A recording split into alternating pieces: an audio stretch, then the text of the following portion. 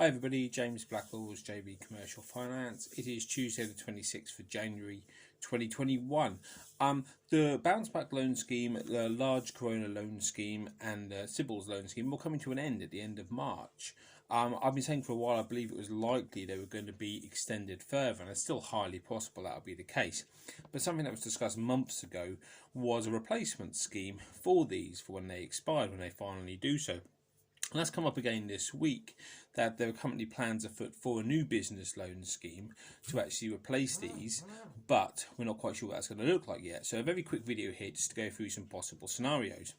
At this moment in time, most people will be aware that the bounce back loan scheme was 100% secured by the government, securing it for the lender, who in turn didn't take any guarantees from any directors. A lot of people feel that's a little bit lenient, and the CBILS loan scheme at 80% is slightly more onerous on the lender and the borrower potentially, because over £250,000 there's a partial guarantee requirement generally from lenders, but it's still very much weighted in favour of the lender and indeed of the borrower.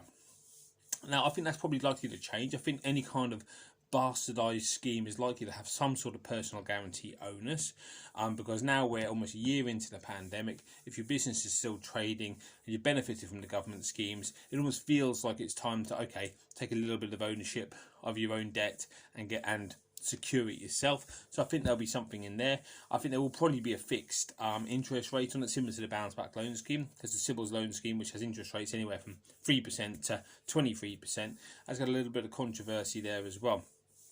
I also think there's probably likely to be some kind of profitability assessment done. One of the things about the bounce back loan scheme, of course, is that there was no future viability projections done, so it was all done effectively. In fact, you had a company, you had this turnover, here's the money.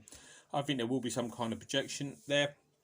How you roll that kind of scheme out on the size it's going to be needed, I'm not entirely sure, because it will be quite an onerous product. But I think there'll be a big scheme. I think it'll be pretty similar to CBILS with regard to the assessment of it.